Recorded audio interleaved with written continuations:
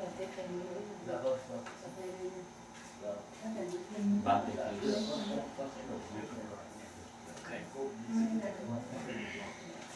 Good evening, everyone. Good evening, Monday. Let's see, we're all here, all the familiar faces, so I can dispense with some of the formalities. We are now reaching toward the end of 10 questions for the Sagaraguna question answers. And this one is particularly important. 8 indicating the Eightfold Noble Path. As you know, in the Pali Buddhism, the Eightfold Noble Path is the path. Some would go so far as to argue it is the only path. Although in appearance, later I'll show you with some variations, it may not be the most appropriate way to say that it is the only path. But in a sense, it's not quite wrong either. So actually, for doctrinal understanding of the Eightfold Noble Path, all you have to do is just read Eightfold's book. I don't think I can say any better than that. So my focus is, instead of on the doctrinal understanding of the Eightfold Noble Path, I would like to emphasize, one, that no matter what path you intend to take, the most important thing, the bottom line, is to practice Dhamma.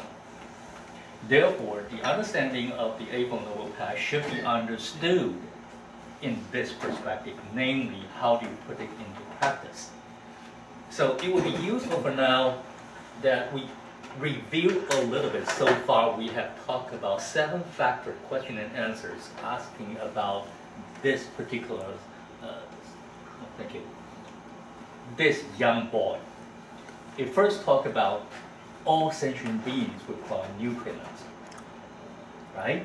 Nutriments, some are physical, some are not physical. And then this nutriment actually takes effect on one particular thing, a combination of nama-rupa, the mentality and physicality. And this particular combination of nama-rupa, if you put into practice, all you have to do is just the contemplating on the 3 feelings: pleasant, unpleasant, neutral. Bundled together, it immediately summarizes that all this are based on the 4 Noble Truths, namely the rising of craving and the cessation of craving. If this is not enough, then it further elaborates that the whole teaching of the 4 Noble Truths would not go beyond the 5 aggregates. So that's 4. And all these 5 aggregates would have to be mediated by the 6 senses faculties. Then it further elaborates.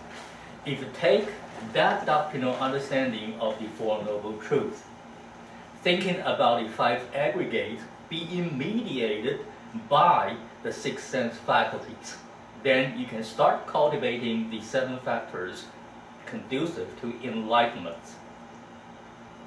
All these, step by step, if you want to liken it to a whole curriculum, by now the Eightfold Noble Path constitute the most complete curriculum. All prior steps from question number 1 up to question 7 will be considered as individual courses. Now, taken together, they can be bundled into 3 groups. I'll show you with a later slide. Right now, just summarizing. Okay, it all can be boiled down to 3 particular learning objectives, namely cultivating your virtues so that you can still your mind. With a still mind, then you can develop your wisdom. Therefore, here is the crucial thing. Earlier, I have said that it may not be the most appropriate way to say that the Eightfold Noble Path is the only path. It depends on how you say it. For some people, they say that the goal of the Sagaraguna Way, or the Eightfold Noble Path, is to achieve arahantship. That may or may not be appropriate. Why? It immediately deviate from the very essence of practicing the Dharma. Be it for arahantship, be it for Buddhahood, or so say Pachika Buddha. 3 different approaches. One thing common to them is that you have to practice the Eightfold Noble Path to achieve what? Instead of Buddhahood, Pachika Buddhahood, or arahanthood, you want to achieve Nibbana. That would be the fundamental goal of practicing Dharma. So once we clear with that the ultimate goal of practicing the Dharma is to achieve Nibbana, then you'll quickly realize we have 3 weeks in a row. Next time when we talk about the 9 factors, essentially talks about those different sentient beings having achieved different levels of jhanic bliss would reside in different abodes. Okay? So that has to do with the meditative achievement they can attain. And then by question 10, it talks about all the different qualities for any individual, any sentient being who have achieved arahantship. So clearly it indicates a certain set of quality indicating somebody already, or some sentient being already accomplished. So that having said, therefore, it is important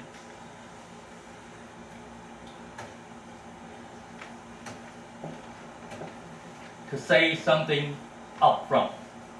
First, since I claim that the Eightfold Noble Path is the common practice or the most complete curriculum for either Arahant, which is a noble title, Pachika Buddha, also a noble title, and for Buddha.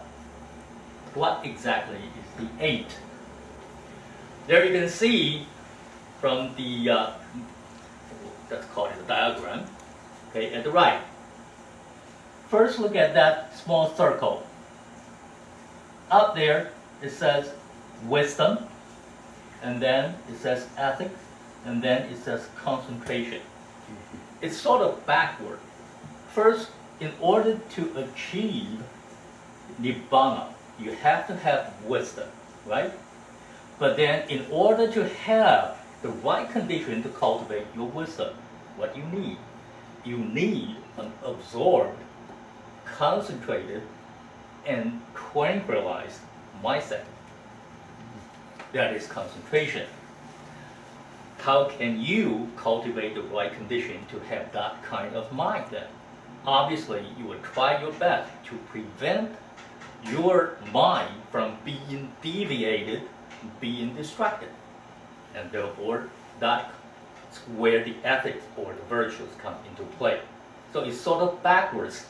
If you want to put it to work, then you will have to start from the very fundamental thing about cultivating your virtues, so that you will be better conditioned to cultivate your concentration jhana.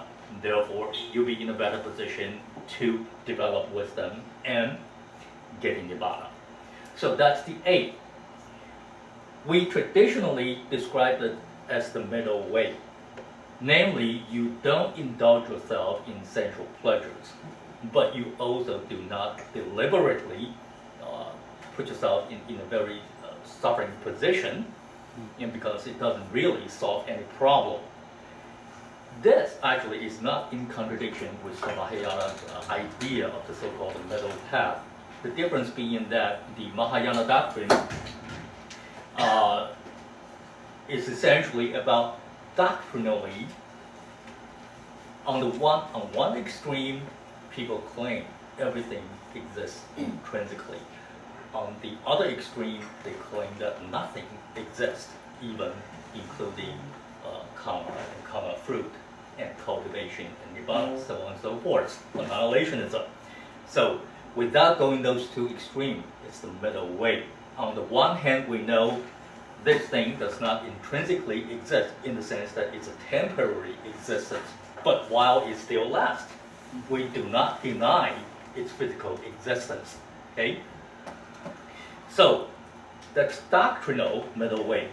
And here, the middle way refers to when you practice Dhamma, when you put it into action. You don't go for the indulgence of sensual pleasure. You don't go for the deliberate, so-called, how do we describe that? Trying to reduce your suffering by put yourself in that position. Okay. All right. So that's the middle way.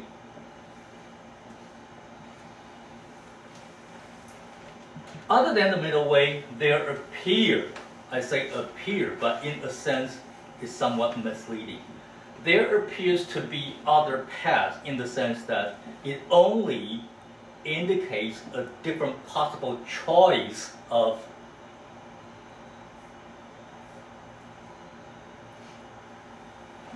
method instead of goal. The goal remains the same, Nibbana. But you do have different methods. As you can see here, the goal is Nibbana, meaning whether this particular sentient being take up the Sravaka path, or Pateka Buddha path, or the Bodhisattva path, all they want is to go beyond the cycle of rebirth, go beyond samsara. Okay, so that's the goal. That having said, we have people back into Buddha's own days that are primarily concerned about listen, hear about the doctrine before putting into practice.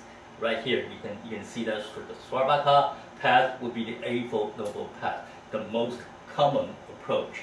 Actually, the Chinese translation is particularly illuminating because those of you who can recognize the character someone, one, particularly refers to learn about something not in front of you, but happened in a distant place and people told you about it. That's the original meaning of that particular term. So it's a very good indication that this is learning from the teaching that somebody learned elsewhere, now conveying that message to you. That's the Sravaka way. Pateka Buddha would be those sentient beings who happen, unfortunately, having the rebirth in the world that they will not meet a Buddha. In that particular situation, on their own, they could observe the 12 dependent origination and realizing this world does not go beyond the cycle of 12 dependent origination. Actually, if you take a look at for those of you who can understand Chinese, certainly you can go for the Madhya Agama, the Middle Length Discourse, Zhong Ahan, Sutra number 29. The Pali equivalent would be the Majjhima Nikaya, Sutra number 9. Discourse of Mahakatika. It essentially elaborated the 12 dependent origination, but on each of the factors, the elaboration about how do you eliminate that particular factor to go for enlightenment. Each time, the Venerable elaborated through by practicing the Eightfold Noble Path.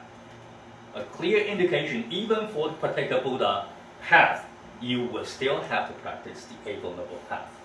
Okay? And of course, the Bodhisattva way,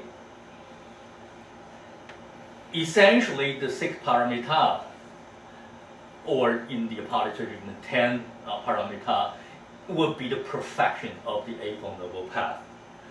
There's a difference between the Pali Buddhism and the Mahayana Buddhism in phrasing the number 10 question and answer of this Panya Sutta. Namely, the Pali tradition believed that what would constitute the 10 factors that characterizes the Arahant. It would be simply the practice, the fulfillment, perfection of the Eightfold Noble Path, plus liberation, plus being able to express the experience of liberation. But the Mahayana tradition say it somewhat differently. Okay, so this is to show you that in appearance, there are more than one path, but in terms of reaching the final goal of beyond rebirth, this goal is the same. There's no second path. But the way, the approach, the method you can take, reaching that goal can be somewhat different. That having said, all of them would have to base on the understanding of the Four Noble Truths, namely the rising of phenomenon, the cessation of phenomenon, recognizing the emptiness, if you will, and then put it into practice. They are not actually mutually exclusive. That if you look at the ancient Indian literature, the term Shravaka Bodhisattva and Prateka Buddha Bodhisattva both existed in ancient Indian literature. So they are not something new or unheard of. Right. Another thing I would have to say up front is that the Tathagata, the sentient being who have achieved the enlightenment in our particular world, that would be the Buddha, can only show you the way. Many people, upon learning or start learning the Eightfold Noble Path, miss this point. They believe that, or they were somehow misled, that by reading this thing and being able to understand it, job is done. I would have to emphasize, and I can't emphasize this more, no, job is not done there. You have to put that into practice. In particular, after you have cultivated your wisdom from learning the words and cultivated your concentration, suppose you have achieved to some extent on both your wisdom and jhana, you really would have to put that into your daily life to improve your life quality. That would be the determining factor to really attest to how you have achieved. Okay, so the Tathagata can only show you the way. You have to tread the path. So the practice of the Noble Path rests mainly on the observance of morality, namely cultivating your virtues. There are passively try to avoid doing certain things, also actively trying to achieve some wholesome merit. Okay, you have also the practice of samadhi, cultivating jhana, and the acquisition of wisdom via cultivating direct knowledge. Why is it the Pali canon repeatedly, the original Pali term, you may not recognize it, so the English translation is to achieve direct knowledge. This is knowledge, but you say, okay, Bhikkhu Bodhi wrote this, and I read it first-handedly. How come this is not direct knowledge? That's not what the Pali Canon says. Direct knowledge, namely, doing meditation.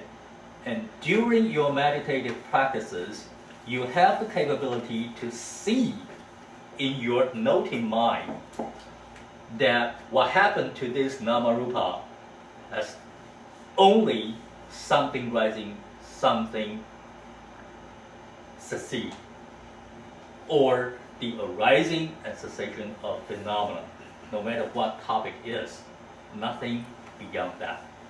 With that direct note, that's called direct knowledge. That constitutes a form of wisdom leading to Nibbana. So clear indication that direct knowledge has only to do with meditation, okay, not discourse learning. This is only a beginning. So you should strive for the annihilation of all latent defilement, asava, flowing in or flowing out through your six sense faculties. We have talked about that before. Tathagatas can only show you the way. You yourself must develop concentration and insight. Indeed, the great meditation teacher Mahasi asserted Nibbana can only be achieved through the wisdom acquired by insight meditation, unquote. I say assertion because not all people agree with that, but personally I do agree with it. Okay, we have plenty of literatures that support that statement. All right, concentration and insight. Only then will you be liberated from the bonds of Mara, namely defilements that destroy what is wholesome and moral. This is not directly from Nikaya, but from the Dhammapada. I have referred to this particular volume beforehand. It was compiled shortly. Some of the sutras were compiled shortly after the compilation of the Four Nikaya. But the existence of some of its contents would be equivalent to the most ancient Nikayas. Okay, so the status of its authenticity is not at question here.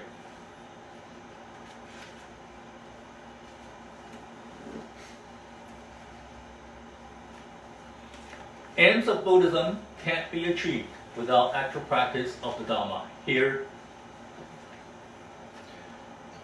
I'm directly quoting him.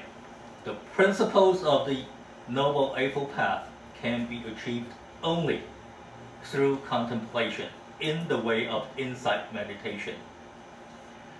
As you know, insight meditation predominantly trains the meditators to note the three common characteristics of all Dhamma. Namely, they are not permanent. Therefore, what you need to observe is the rising of any sensation or any particular idea or any particular phenomena, and then noting the cessation of it. Nothing goes beyond that. That would be insight meditation. Unfortunately, this is not the right occasion talking about insight meditation per se. So, suffice to say that this is a very strong statement, an influential one. It gives you a stimuli so that you can make sense with it. How important it is? Imagine you try to watch the flashing of lightning. If you watch it at the moment when the lightning strikes, you will see it for yourself and know all about it.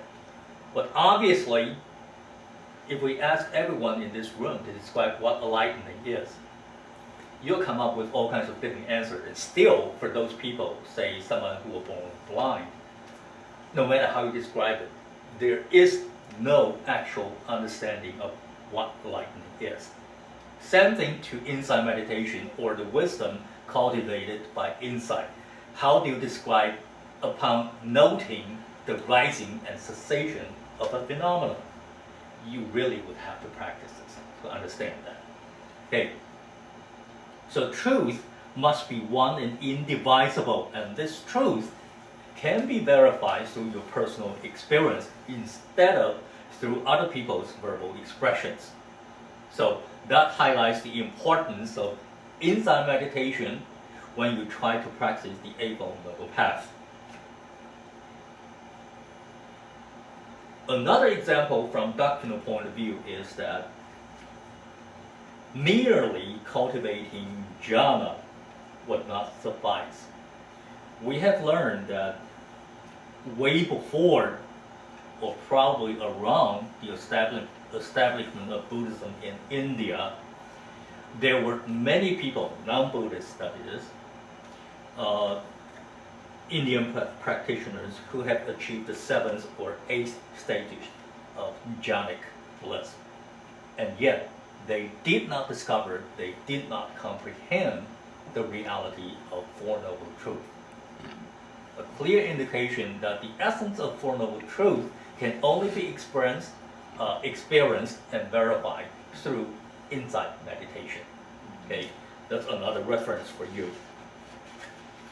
Indeed, Zen practitioners in China, you must have read it in the original Chinese literature, the Zen master asked you, 道一句来, give me one sentence to demonstrate your level. Same thing. You said you have seen the lightning, then try to express it. See if I can relate to that experience. That's a kind of mutual verification. All right, so that would be some of the summative observation about the Eightfold Noble Path, about where it stands in the path of Nirvana, and some of the technical notes you should take before think about it appropriately. Now we can go on reorganize it. To refresh your memory, we have two particular factors grouped into wisdom. Right view, right awareness. These two belong to the past factor of wisdom. Right view, I must emphasize again, is the starting point and also the ending point, with different meaning and implication. Right view, assuming you happen to be in this particular session with nothing whatsoever prior knowledge of Buddhism and also Eightfold Noble Path. So what I have just elaborated become your starting point of practicing Buddhism. You just believe, assuming you have confidence to this instructor, then you without questioning it, you just put it into practice. Would that constitute right view? In a sense, yes. But that kind of right view is not based on your direct knowledge. The true, authentic right view would be based on your direct knowledge of the essence of reality, which means impermanent, non-self. Okay? So, right view and right awareness are both factors of wisdom. All actions, to put it this way, all actions arise because the desire to act. How do we define an action to be karmic? It will be all actions that are intentional with a motivation behind it, then it will be karmic. So the starting point would be that you have to have a motivation with that mind propels your body, namarupa, to exercise, to stimulate certain motion. Motion can be in verbal form, bodily form. Sometimes it doesn't show up, but still linger in your head. Okay? All these constitute certain kind of karmic practices. Then you might possess second-hand knowledge of all that is now being described through reading books, but we should not rely on book knowledge. As I just said, does reading this constitute a starting point of right view? Yes, but it's not the ending point. Eventually, you have to verify that through your direct knowledge. So that's what the second statement means. Do not rely on book knowledge. Take note. It said do not rely on. It didn't say toss it outside. Don't even read it. No, that's not right either. Okay? You read it, but you don't solely rely on it. Instead, you should rely on your direct experience. So we should know things by actual observation and meditation. This noting mind can only be cultivated initially when you practice jhanic meditation, concentration. Okay? At least you need to have access concentration. That will be sufficient to cultivate the initial form of insight meditation. Okay? Now it's too technical. Perhaps you can consult with Venerable Dhammadippa in other occasions. So we should know things by actual observation and meditation, go gain direct knowledge, as I have explained elsewhere. More importantly, here, direct knowledge presupposes it must be wholesome. It excludes unwholesome knowledge. So don't argue about what if I want to steal things, and I'm really focused on planning on robbing a bank. Would that constitute right knowledge? No, that's not included in this particular realm. Okay.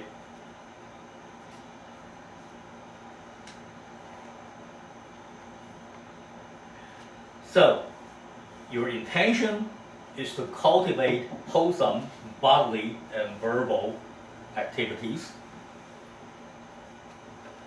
You then try to concentrate, still your mind, so that you can observe that all these things, everything you utter, everything you eat while you walk, all activities does not go beyond the dominance of impermanence. Even we say jhana or concentration, you have attained jhana as if you can grasp it. That's misleading. No, you really cannot attain that in the sense, take position of it. No, all you can do is using your noting mind, noting at that particular juncture or that moment your state of mind. In that sense, you have attained jhana.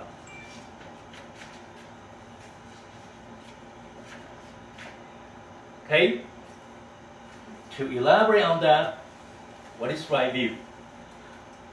The Satipatthana Sutra commentary, not the original sutra, but the commentary says, when intention to go arises in the mind, it impels the element of motion to propel. This can be easily verified during your walking meditation, especially during the full mindfulness of meditation. Further, on the stimulus given by the mind, the pressure of the element of motion is brought into play, and so the body moves. Then we can say it goes. This elaboration, these two statements, is very technical.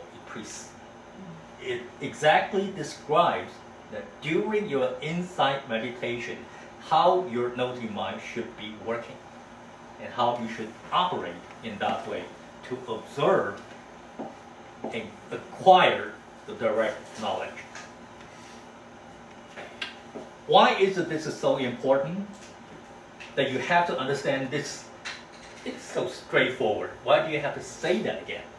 For beginners, I believe all of you here are not beginners. Try to refresh your memory when you just started to meditate. You don't know what to do next. And you often wonder, what's next? What do I do next?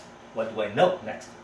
Because of that wandering mind, a little bit doubt, what do I do next? Your mind would always be distracted. Now, with this understanding, you know that you don't have to anticipate what's next. You just observe that particular moment. Okay? The difference is minor, if you will, but it's a qualitative difference. Okay? So, this particular principle applies to all your six sense faculties. Be it sound, smell, taste, some bodily contact, tactile object, all observe the rising of the sensation and the cessation of that particular sensation. Nothing is permanent. Even the so-called concentration is not permanent. All right? So conceptually, that would be the right view.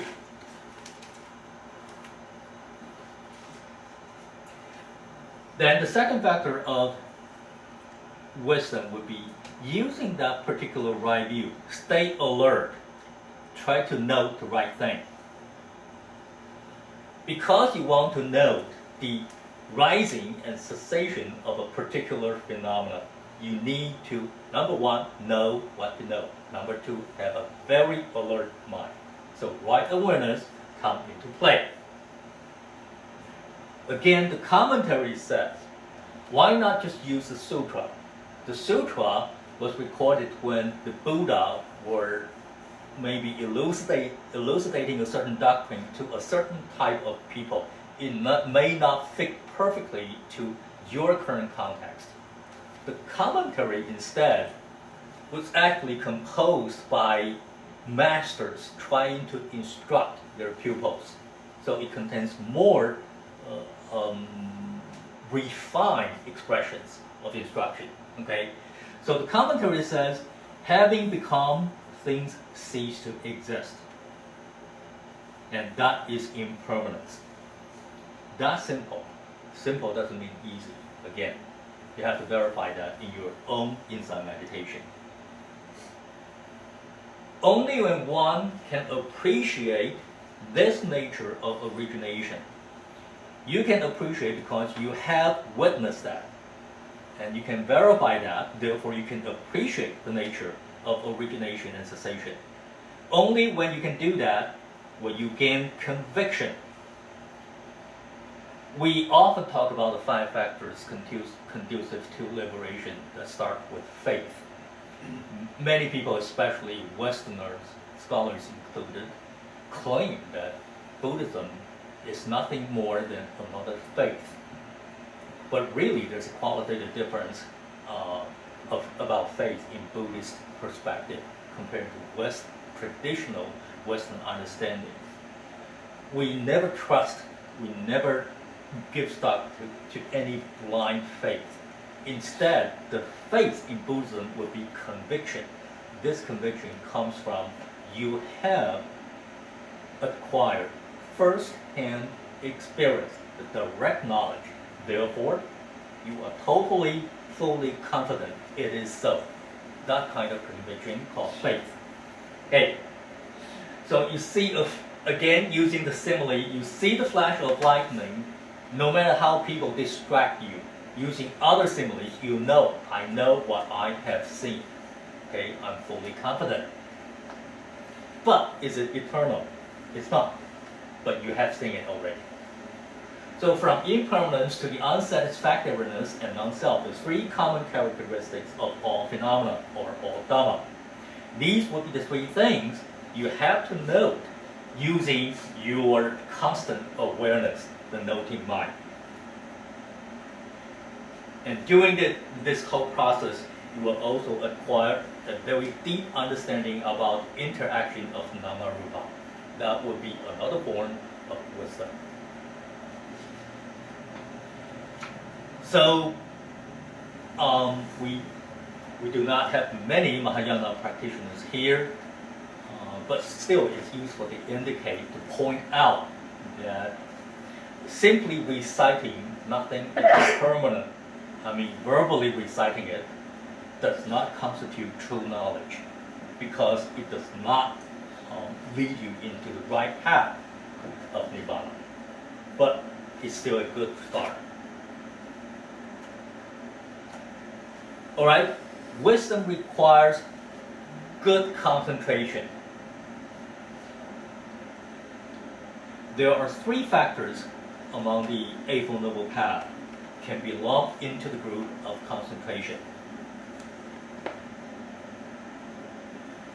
Right effort, right mindfulness, right concentration. Really, the 3 work hand in hand. It's hard to distinguish them step by step. Those of you who have experiences in meditation will know what I mean. Still, for instructional purposes, we try to separate them because these three things actually work a little bit differently. First, right effort. If you do not believe something to be feasible, doable, or authentic, you wouldn't take action. Not to mention take action diligently. So that starting point of getting a knowledge, a good hold of the knowledge is very essential. It gives you some confidence, maybe this is worthwhile. Based on that starting point, starting faith, you will now have the right effort, meaning not too lazy, but not too diligent either. Chances are, again, this is closely associated to the practice of meditation. What would happen if you're idling, not diligent enough when you meditate? you fall asleep, right? What will happen if you are too anxious, trying to achieve something? You become restless. So it must be the right effort. Same thing here. And what's the right effort? Not too much, not too little. You have to have right mindfulness. Mindfulness meaning you have chosen an object and maintain focus using your noting mind on that object. That would be mindfulness. Okay. Maintain general awareness. That's only right awareness. You have to have the object, the mind object, stay on it. That would be mindfulness. Either body, either feeling, either a kind of idea. Do I have a craving mind? Do I have an anxious mind? Or any phenomenon? The four foundations of mindfulness. Okay, they're all legitimate objects. So it's mindfulness. Then, with a combination of right effort plus right mindfulness on the object, you may achieve right concentration. Again, it must be pointed out, you do not actually attain something in the sense of eternal acquisition. No, that doesn't happen. Okay, you know that. Achieved only after developing concentration. Now, of course, if you want to elaborate on it, it would be further divided into 4 subsets. If something, in terms of effort, if something unwholesome already arises, you want to stop it, curb it. If it's not yet happening, you want to stop it from happening. If something wholesome not yet arising, you want to make it happen. If it already happened, you want to perfect it. Okay, that has to do with the right effort. Now again, I really have to wrap it up. That's focusing on the connection between practice. Okay.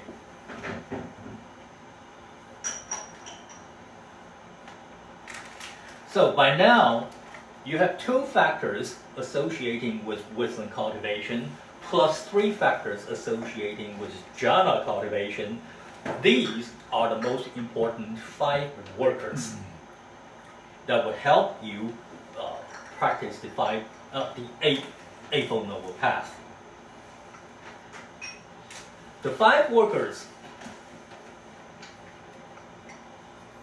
translated into English, start from diligent noting, right effort, again, only on wholesome object, and keenly aware of what's being noted, the object, okay, mindfulness, and mind being able to fix on object for an extended period of time, that would constitute concentration, and plus all these things bundled together, you will go on contemplate and eventually come to the realization the nature of the object.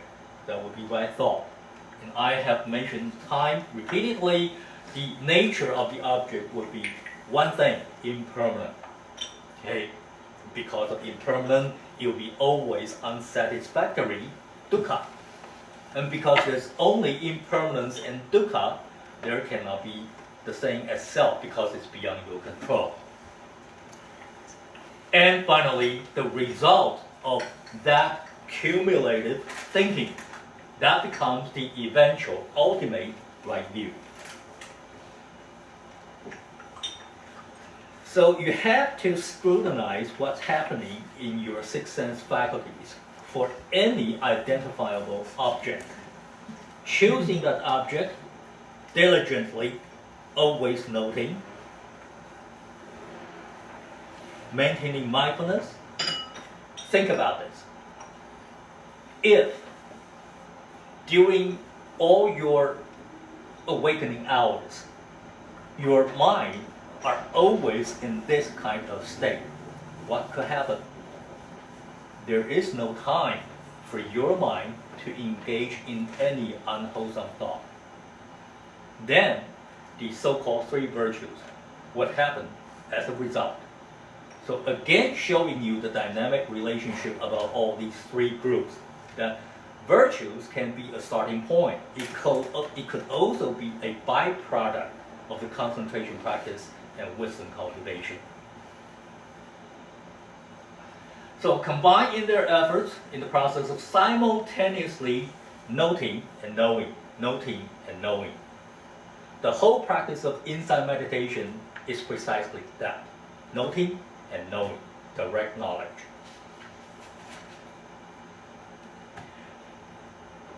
All right, so now it's time to move on to the three factors of virtue. Like I just said, it can be a starting point in order to create the conducive conditions for concentration. It could also be the end result because your mind are being tranquilized. You are keeping your mindfulness constantly. There is no distraction to engage in any unwholesome practices. Therefore, you are always being in a virtual state. Three path factors can be mentioned here: right speech, right action, and right livelihood.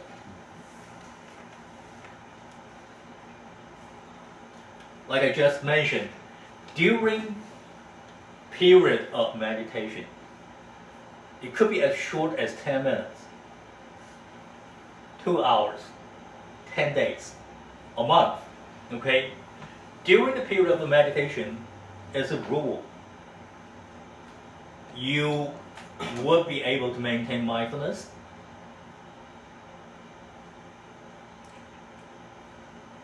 Therefore, your mind will not be distracted. And you do this progressively, so overall your mind quality will be purified as time goes on. But, again, the important point is, obviously for most householders, you will be spending more time outside of meditation hours. You have your daily activities. What happened to those hours? So apply the practice to your daily life to enhance mental purification would be the most important thing if you want to put this particular factor into practice. And I believe, again, citing Bhikkhu Bodhi and several other masters, when they elaborate on the Eightfold Noble Path, they predominantly pointing to the social aspect of the Eightfold Noble Path, referring to the three factors of virtue. That after you have purified your mind through meditative practices, okay, using concentration and wisdom cultivation, you have to go back to your real life, if you will, and trying to purify the mind also constantly in order to achieve perfection. That essentially would be paramita, and that's the Bodhisattva way. So really, there is no fundamental difference between the Theravada Buddhism and Mahayana Buddhism. It's only about a matter of emphasis. Okay, so all right, there are actual very feasible instructions. Observance of Sila. What are the benefits? Why is it essential? I've just mentioned about the social aspect of the Eightfold Noble Path. It's not only related to individual meditative practices, but it has social implication right here. It creates social harmony. Why? Say, for instance, right speech. That's one factor, right? You don't quarrel with people. You don't pick up fight. In Buddha stage, the definition would be you do not engage in any talk that are either meaningless or in a quarrel already happening. Nowadays, as you can imagine, we have all kinds of social media which did not exist in Buddha state, but they certainly would be very good things to ponder upon how you want to expose yourself to those messages. Okay, same thing. Reduced private interest, because your mind are less distracted. You stick to only things essential that you really need instead of what you want. Therefore, you'll be able to reduce your private interest, therefore less likely to produce karma, and less likely to engage in any type of unwholesome competition with others, conflict, if you will. And there will be greater body-mind harmony because of meditation practices, of course. Other than that, you also need to really, on the one hand, be in a passive person. Say, I don't want to take the extra mile. Fine. Stick with the first condition. Abstinence from unwholesome. Okay? If you really think about, maybe I didn't cultivate enough merit in my past life, I want to do it in this life, then you should actively pursue the second path, cultivate the wholesome. Earlier I have mentioned these 4 different channels constitute the right effort. Now we're just put into a different social context. Okay? On the one hand, stay away from those unwholesome things and people, both included, and try to cultivate the wholesome friendship, wholesome merit.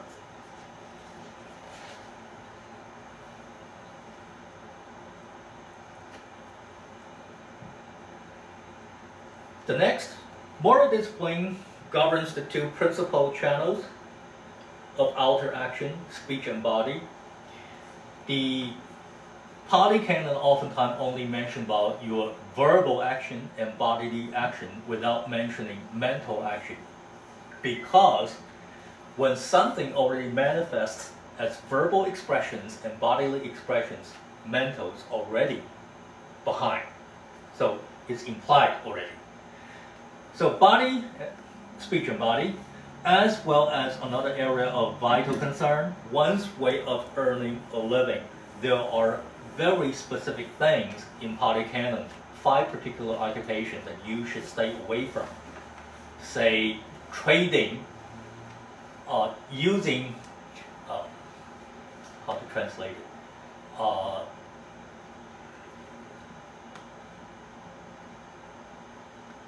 Things, essentially being animal life or human life, should not be used as the object of your trade. Okay? Meaning human smuggling, that's strictly disallowed. And arms trade, because it helps killing people. Butchering is directly killing. All these professions should be avoided. And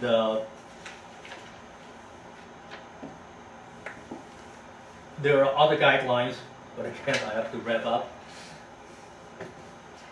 So the training contains 3 factors: right speech, right action, right livelihood.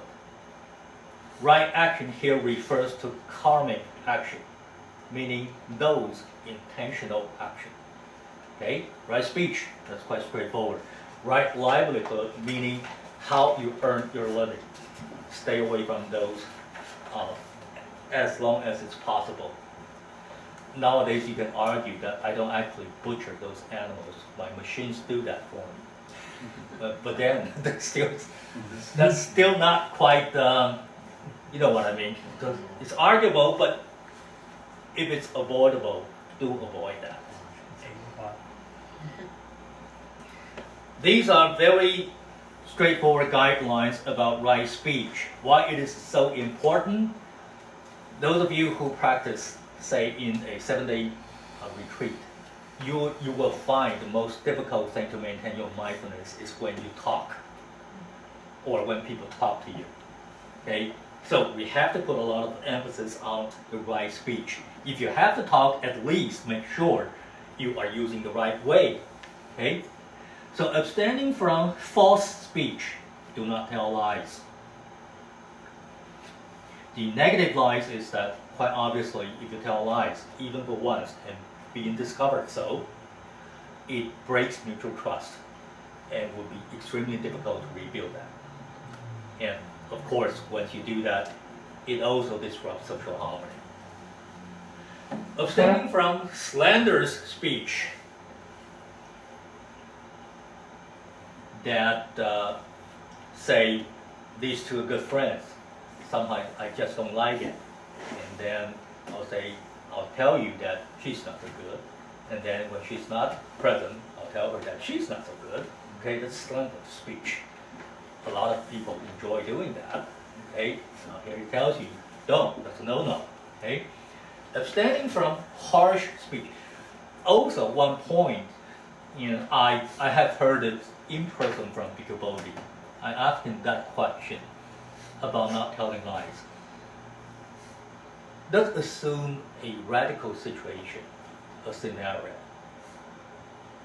Would it be allowable to tell white lies, say, to save a human life? In Bhikkhu Bodhi's opinion, he would allow for that. That's his personal view, for the better good. I have also brought up this question with our Abba, Venerable Dhammadippa. He held a more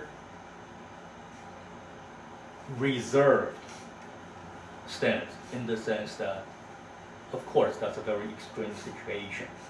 But whenever it is humanly possible, try other means instead of telling lies. So, those were different opinions for your reference about right speech.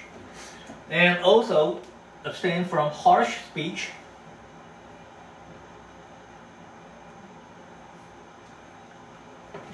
Do not foul mouth, that is. For some people, it's simply a habit.